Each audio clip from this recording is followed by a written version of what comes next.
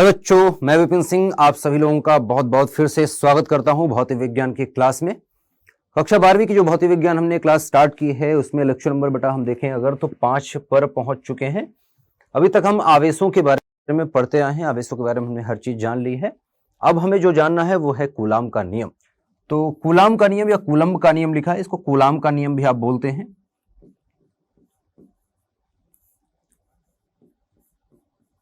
Coulomb का नियम भी इसको आप बोलते हैं। तो कूलाम का नियम है, ठीक है, इसको आप याद रखेंगे। कूलाम का नियम या कूलम्ब का नियम या छोटा कू भी कई बार लिखा जाता है, कूलम्ब का नियम, तो इसको आप याद रखें।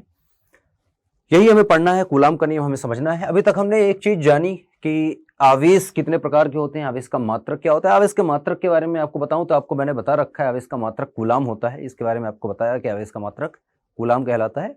और आवेश का मात्रक जो नाम पड़ा है वो कूलाम, इन्हीं कूलाम के ऊपर पड़ा है, क्योंकि इन्होंने ही सबसे पहले आवेशों के बारे में मैथमेटिकल कोई चीज बताई, ठीक है। इससे पहले थ्योरी थी, उसका कोई मैथमेटिक प्रूफ नहीं था, बट कूलाम ने ही सबसे पहला प्रयास किया और सबसे पहले जो नियम दिए आवेशों के लिए वो कूलाम ने ही दिए थे। तो कूलाम का नियम हम पढ़ने वाले हैं यहां पर।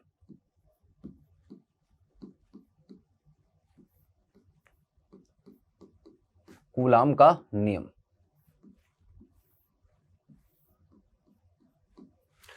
कूलाम के नियम की अगर मैं बात करूं, ठीक है, तो कूलाम ने क्या नियम दिया, तो बेटा एक छोटा सा थोड़ा सा याद दिलाना चाहूंगा, एक छोटी सी बात याद दिलाना चाहूंगा। मैंने आपको बताया था कि धनात्मक आवेश एक धनात्मक आवेश को क्या करता है बेटा, प्रतिकर्षित करता है।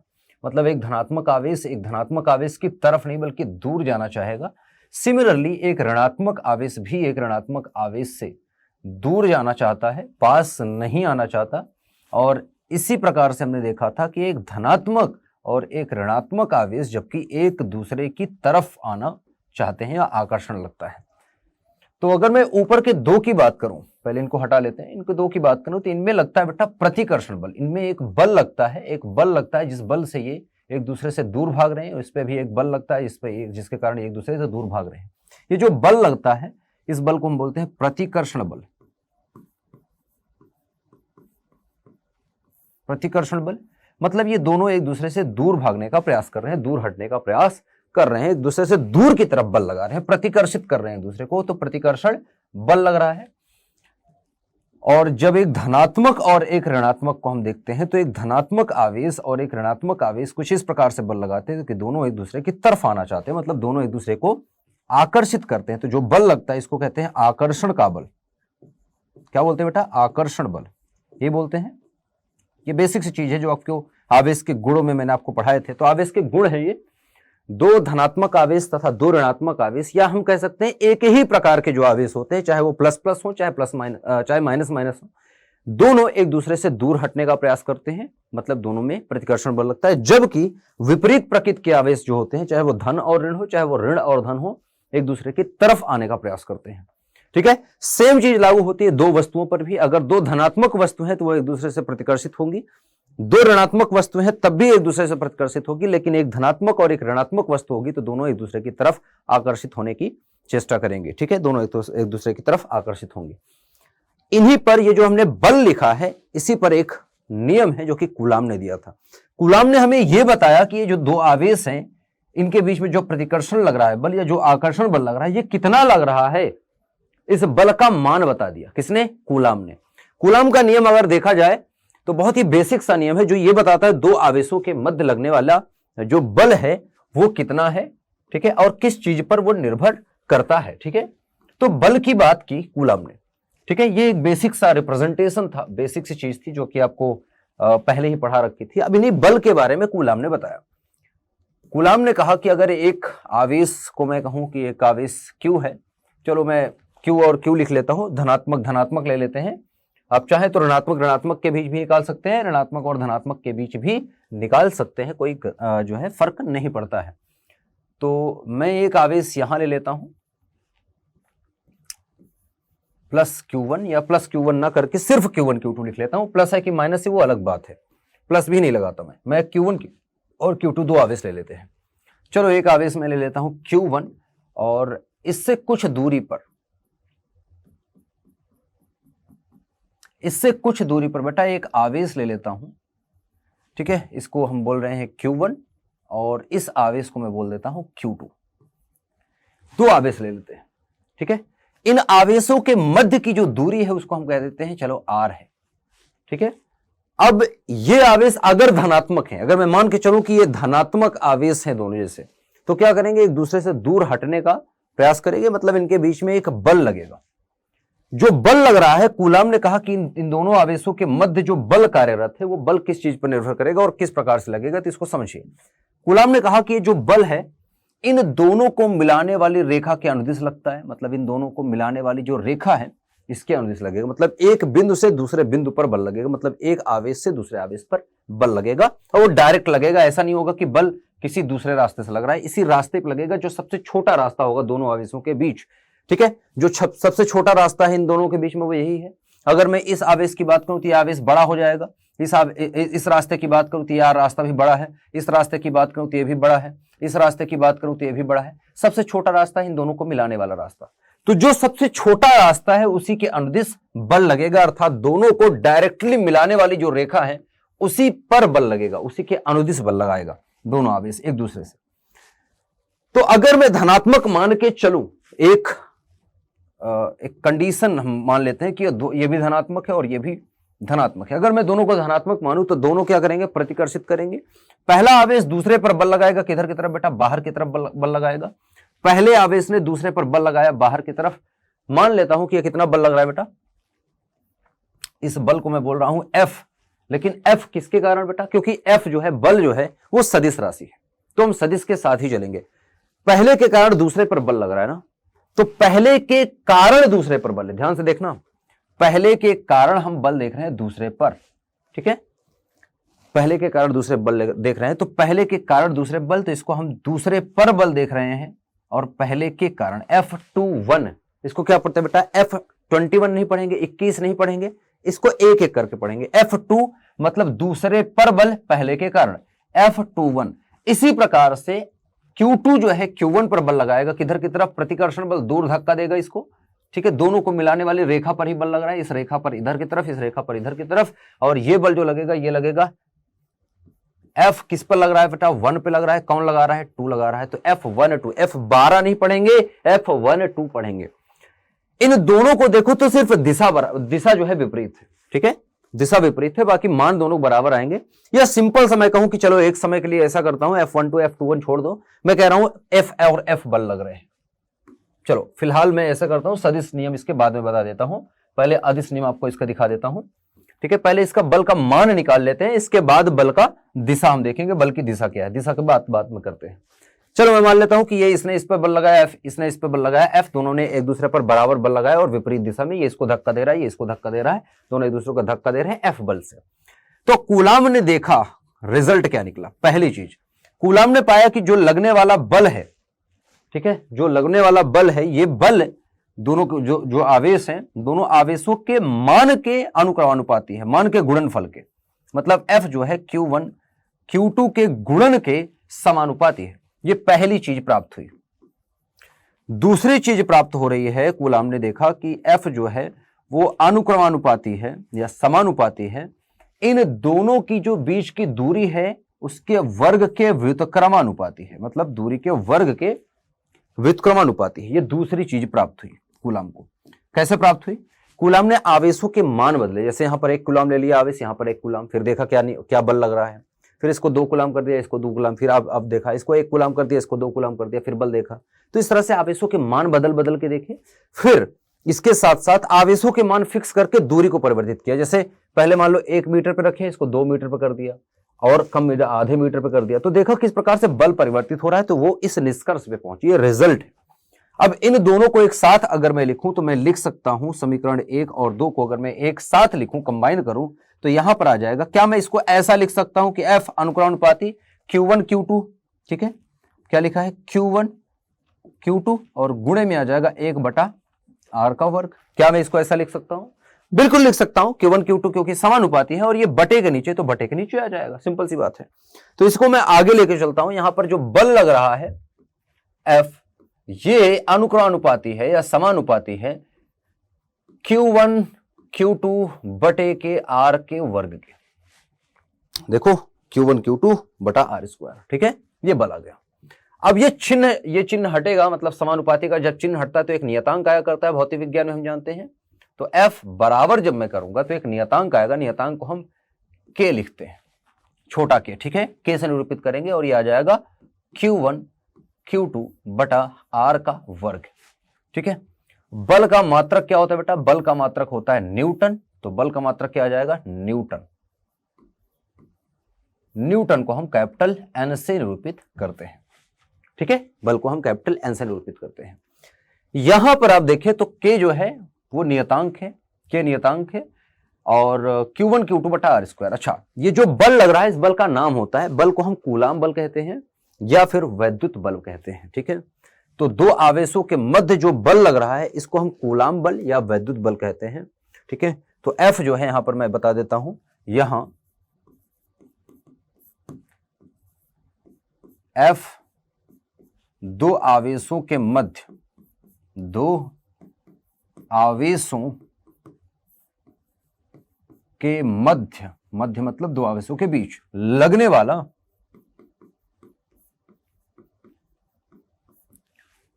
बल है,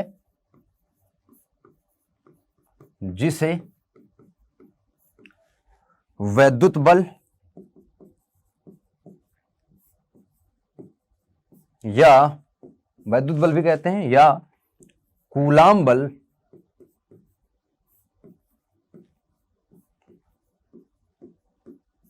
कहते हैं।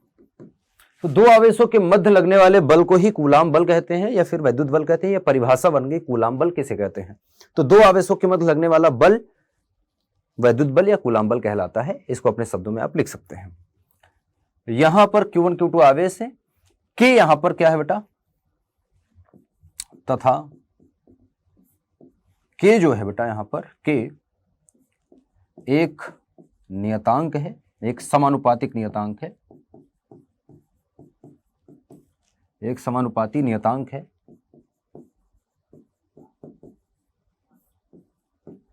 जहां K बराबर 1/4 पाई एप्सिलॉन नॉट होता है। ठीक है, K बराबर 1/4 पाई एप्सिलॉन नॉट होता है। ठीक है, ये हो गया। या इसको मैं और थोड़ा सा डिटेल में लिखूं तो इसका मान भी लिख सकता हूं मैं, 1/4 पाई एप्सिलॉन नॉट बराबर मैं लिख दूं, इसका मान भी आता है एक बराबर 9 गुणे 10 की घात 9। ठीक है, और इसका मात्रक भी फिर लिखना पड़ जाएगा, अभी मात्रक मैं लिखना नहीं चाहता, तो ठीक है इसको ऐसा लिख लो, 1/4 पाई एप्सिलॉन नॉट। ठीक है, होता है K बराबर 1/4 पाई एप्सिलॉन नॉट होता है। इसके मात्रक को ही निकालेंगे, फिलहाल अभी मात्रक की बात नहीं कर रहा हूं मैं, मात्रक एक साथ निकालूंगा सबका, 1/4 पाई एप्सिलॉन नॉट। तो ये जो सूत्र है ये बन जाएगा, कूलाम का नियम क्या बन जाएगा आप देखें, F बराबर बन जाएगा आपका, K की जगह क्या लिख दूंगा बेटा, मैं पहले लिख लेता हूं K वाला, K Q1 Q2 बटा R स्क्वायर, और ये है बराबर हो जाएगा F बराबर 1/4 पाई एप्सिलॉन नॉट गुणे Q1 Q2 divide by R का स्क्वायर। ठीक है, ये भी आप सूत्र बोल सकते हैं कूलाम का नियम का, ये भी जो है सूत्र है, ये भी कूलाम बल है। ठीक है, या वैद्युत बल है, ये और ज्यादा सही है, बल्कि K से K का मान हमने लिख दिया तो और ज्यादा सही हो गया। ठीक है, अब थोड़ा सा मैं कुछ एक्स्ट्रा चीजें लिखूंगा, ये न्यूटन में है, याद रखें न्यूटन इसका मात्रक है, न्यूटन। ठीक है, बल का मात्रक न्यूटन होता है, N लिख दिया मतलब न्यूटन है। ठीक है, N का मतलब न्यूटन होता है। अब थोड़ी सी बात और करें, यहां पर F बराबर दे रखा है 1/4 पाई एप्सिलॉन नॉट, यहां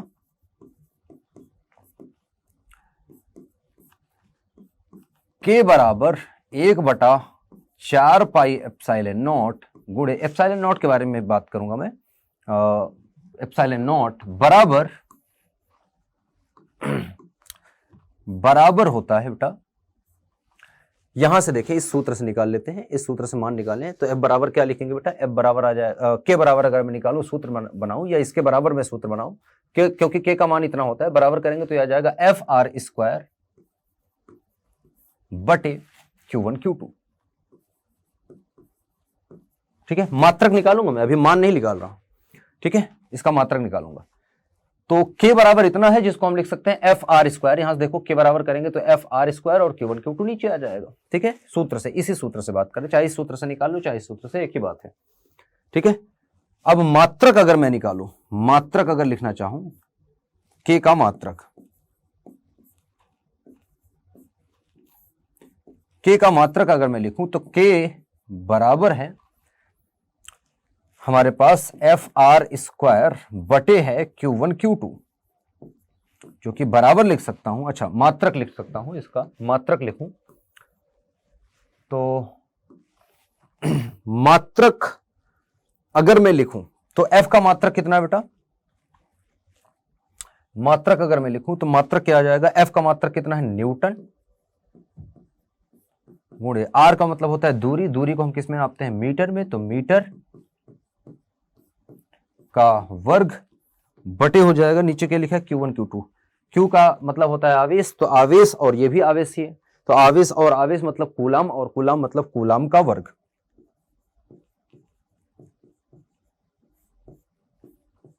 तो K का मात्रक हमें मिल रहा है कूलाम का वर्ग।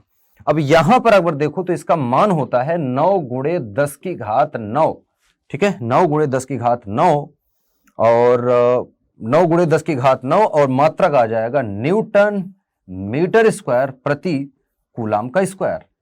अच्छा, इसको आप लिख सकते हैं जैसे कि मैंने लिखा यहां पर, न्यूटन मीटर स्क्वायर प्रति कूलाम स्क्वायर, ठीक है, न्यूटन मीटर स्क्वायर प्रति कूलाम स्क्वायर, मात्रक मैं लिख रहा था इस सूत्र से। तो F का मतलब न्यूटन, R का मतलब मीटर, मीटर का वर्ग हो गया, Q1 Q2 मतलब कूलाम का स्क्वायर, कूलाम गुणे कूलाम, कूलाम का स्क्वायर। तो इसका मात्रक आपको याद रखना है, K का मान कितना हो गया बेटा 9 गुणे 10 घाते 9।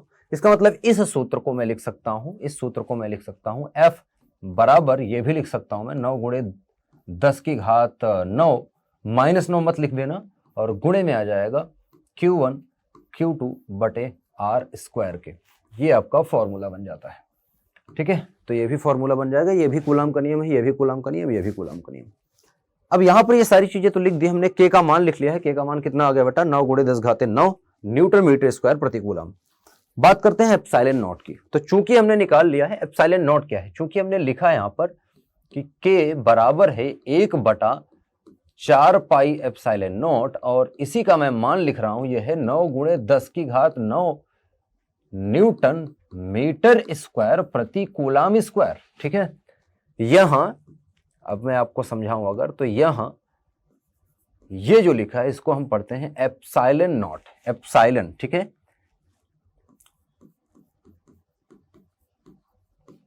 एप्सिलॉन, और ये जो चिन्ह लगा होता है नीचे इसको बोलते हैं नॉट, एप्सिलॉन नॉट, ठीक है, एप्सिलॉन नॉट पढ़ते हैं, इसको हम एप्सिलॉन नॉट है। और इसका मात्रक अगर देखें तो मात्रक अगर मैं बात करूं तो मात्रक क्या आ जाएगा, क्या इसका मान पहले निकाल लूं, तो मान निकालो, इसका मान कैसे होगा, एप्सिलॉन का मान लिखूंगा इसी सूत्र से। तो ये लिखा है K बराबर 1/4 पे एप्सिलॉन नॉट, तो लिख लेते हैं चूंकि K बराबर है 1/4 पाई एप्सिलॉन नॉट, इसलिए एप्सिलॉन नॉट अगर मैं करूं तो ये बराबर हो जाएगा 1/4 पाई K के, ठीक है, 1/4 पाई K। इसका मान अगर आप निकालेंगे, K का मान ये उठा के रख दीजिए, 4 पाई का मान गुणा कर लीजिए और भाग देंगे तो आपको मिलेगा 8.85 गुणे 10 की घात -12, -12, 10 की घात -12। और इसका मात्रक अगर देखेंगे तो क्योंकि ये बटे में है, ठीक है, K बराबर K का मात्रक ये है और एप्सिलॉन नॉट बटे में है। अगर मैं यहां से करूं तो 1/4 पाई का मात्रक तो कोई है नहीं, K का मात्रक है, तो K का मात्रक अगर मैं लिखूंगा तो न्यूटन मीटर स्क्वायर प्रति कूलाम, तो कूलाम ऊपर चला जाएगा, मतलब ये हो जाएगा कूलाम स्क्वायर प्रति न्यूटन मीटर का स्क्वायर, ये इसका मात्रक आ जाएगा। तो इसका मात्रक और इसका मात्रक एक दूसरे के विपरीत हैं। क्यों? क्योंकि यहां पर आप देख पा रहे हैं, यहां पर अगर मैं देखूं तो K जो है डायरेक्टली प्रोपोर्शनल है 1/एप्सिलॉन नॉट के, एक दूसरे के विपरीत हैं। तो ये जब इसको ऊपर लाएंगे तो ये नीचे चला जाएगा, सिंपल सी बात है। वैसे ये लिखना सही बात नहीं है, यहाँ गलत है, क्योंकि ये भी जो है अगर मैं देखूं तो नियतांक है, ये भी नियतांक है, तो नियतांक को नियतांक के साथ कभी अनुपाती में नहीं लिखा जाता है, समानुपात में नहीं लिखा जाता, बस आपको दिखाने के लिए कि इस प्रकार से आप यहाँ पर देख सकते हैं कि एक दूसरे के विपरीत है। एप्सिलॉन ऊपर है, K नीचे है। तो K का मात्रक आपने क्योंकि लिखा कि न्यूटन मीटर स्क्वायर प्रति कूलाम है, तो इसका मात्रक इसका पलट जाएगा, ऊपर उल्टा हो जाएगा, तो ये हो जाएगा कूलाम स्क्वायर प्रति न्यूटन मीटर स्क्वायर।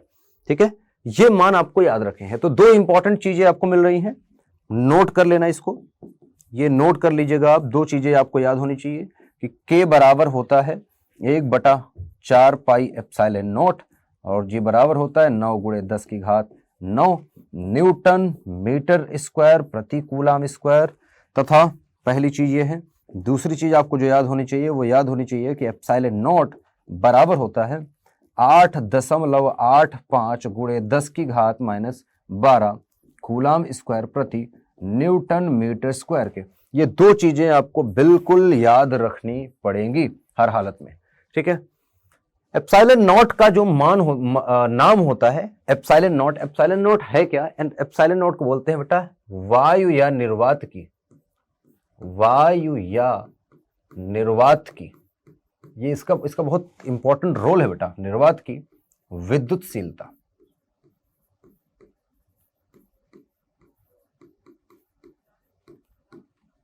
वायु या निर्वात की विद्युतशीलता। तो एप्सिलॉन नॉट जो है वो वायु या निर्वात की विद्युतशीलता कहलाती है।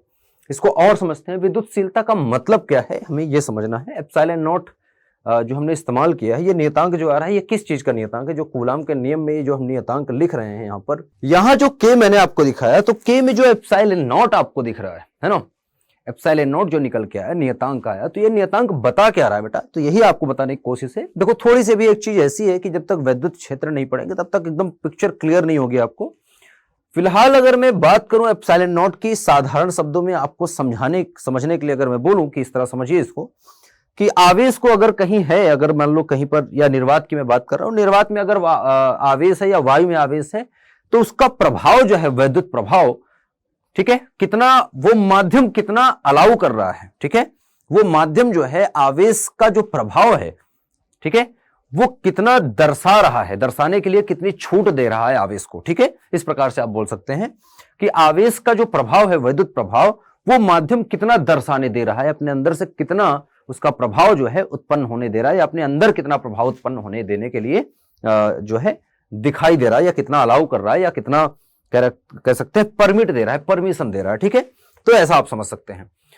अब यहां पर हमने जो अभी तक वैद्युत बल की बात की थी, कूलाम बल के बारे में अभी थोड़ा सा आपको और थोड़ा सा और जानना है। फिलहाल हम फिर इसके आगे जो टॉपिक आता है वो वैद्युत क्षेत्र स्टार्ट हो जाएगा। तो अगर मैं वैद्युत बल की बात करूं, वैद्युत बल जिसको आप कूलाम बल भी बोलते हैं, तो वैद्युत बल की बात करूं तो वैद्युत बल जो हम लिखते हैं F बराबर 1/4 पाई एप्सिलॉन नॉट, ठीक है, और गुणे में आता है बेटा Q1 Q2 divide by R square. इसमें अगर देखूं तो ये नियम केवल और केवल, या ये सूत्र केवल और केवल लागू होता है वायु या निर्वात माध्यम के लिए, वायु या निर्वात माध्यम के लिए। तो ये केवल और केवल वायु या निर्वात माध्यम के लिए लागू होता है।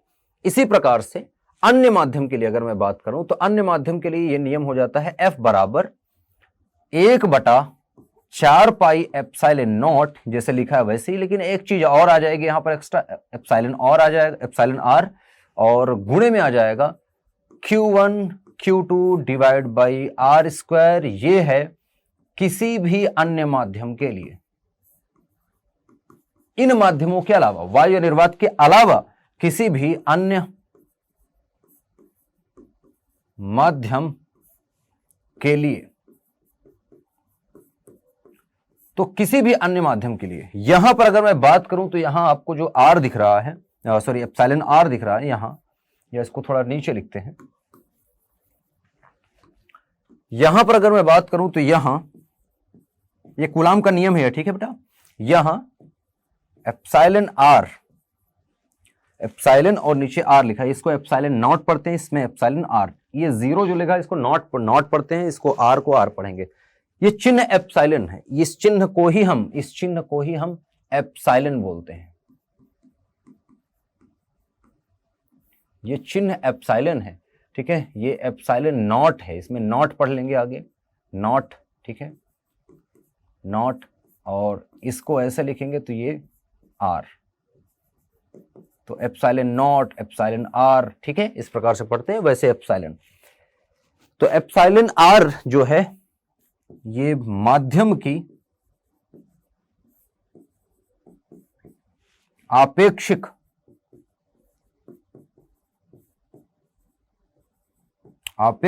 विद्युतशीलता है।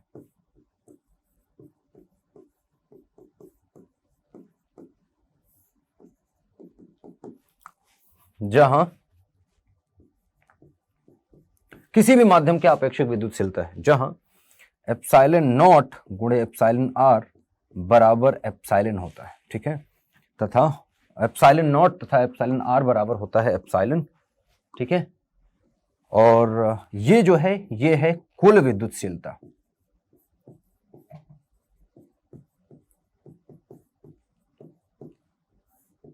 जिसको निरपेक्ष विद्युतशीलता भी कहते हैं, कुल विद्युतशीलता, तथा एप्सिलॉन आर अगर मैं लिखूं तो ये बराबर हो जाएगा एप्सिलॉन बटा एप्सिलॉन नॉट के। तो ये छोटे छोटे जो सूत्र हैं इसको याद रखेंगे हम, और ये नेक्स्ट लेक्चर तक आपको और क्लियर होंगे, ठीक है। ये कुल विद्युतशीलता हो जाती है, इन दोनों का अगर गुणा कर दे तो कुल विद्युतशीलता, तो इन दोनों की जगह पर हम चाहें तो लिख सकते हैं एप्सिलॉन सिर्फ, ठीक है।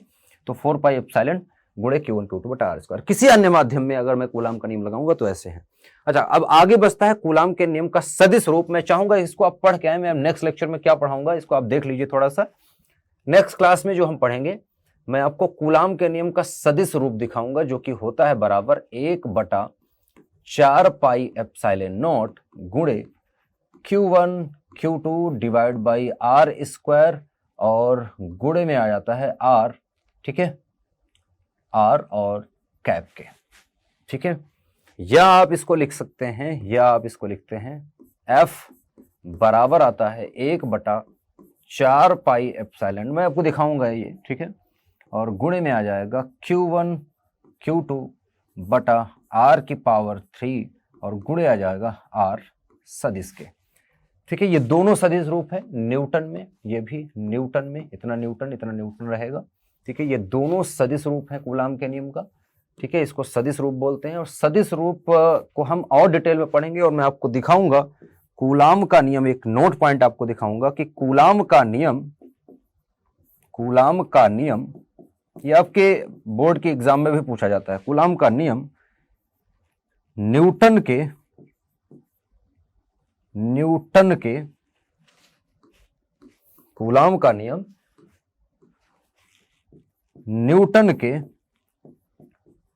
तृतीय नियम के अनुरूप है। न्यूटन के तृतीय नियम की तरह है ये, क्रिया प्रतिक्रिया का जो नियम होता है उसके तरह है ये। में हम नेक्स्ट क्लास में इसको हम सीखेंगे। अगर आपको ये सीखना है कि किस तरह से न्यूटन का नियम कूलाम के नियम की तरह है, या कूलाम का नियम किस प्रकार से न्यूटन के तृतीय नियम का पालन करता है, क्रिया और प्रतिक्रिया का नियम, ये आपको एक्सप्लेन करूंगा मैं। और ये सदिश रूप का भी थोड़ा सा दिखाऊंगा, जो मैंने स्टार्टिंग में F12 और F21 लिख रहा था ना, ऐसे F12 बराबर माइनस ऑफ F21, ये मैं आपको दिखाऊंगा। और एक बहुत अमेजिंग चीज ये दिखाऊंगा कि धन के बीच में जो बल लग रहा है, ऋण के बीच में भी उतना ही बल लगता है, और धन ऋण के बीच में भी उतना ही बल लगता है। अर्थात प्लस और माइनस आवेश के बीच में जो बल लगता है, माइनस और प्लस के बीच में भी वही लगता है, माइनस के बीच में वही लगता है, और प्लस के बीच में भी उतना ही कूलाम बल लगता है। बस एक में एक तरह से प्रकृति ऋणात्मक हो जाएगी, एक में प्रकृति धनात्मक हो जाएगी, मतलब आकर्षण और प्रतिकर्षण। तो मैं दिखाऊंगा धनात्मक का मतलब प्रतिकर्षण है, या ऋणात्मक का मतलब प्रतिकर्षण है, किसका मतलब आकर्षण है और किसका मतलब प्रतिकर्षण है, ये देखेंगे आप नेक्स्ट क्लास में। इस क्लास में यहीं तक रखेंगे, नेक्स्ट क्लास में जरूर हम पहुंचेंगे, और फिलहाल इस क्लास में यहीं तक रखते हैं। और एक चीज भूलिएगा मत, यहाँ पर कुछ चीजें लिखी हैं जो कि आपका उत्तरदायित्व बनता है। अपने दोस्तों तक, अपने आस पड़ोस के बच्चे जो पढ़ रहे हैं उनको जरूर बताएं क्लास स्टार्ट हो गई है, और जल्द ही क्लास रेगुलरली स्टार्ट होगी, जैसा कि मैंने आपको बता रखा है। अब आपको बहुत सारी छोटी छोटी चीज़ें मिलना स्टार्ट हो जाएंगी, जो है लेक्चर्स मिलने स्टार्ट हो जाएंगे रेगुलरली, तो बहुत जल्द हो जाएगा। बट आप लोगों की थोड़ी सी मेहनत दिखनी चाहिए इस पर, ठीक है। तो फटाफट से चैनल पर जो है लोगों को बुलाइए, और जैसे ही बच्चे आना स्टार्ट हो जाते हैं क्लास स्टार्ट हो जाएगी। तो इस लेक्चर के लिए बस यहीं तक। पढ़ते रहिए और बढ़ते रहिए। Bye bye.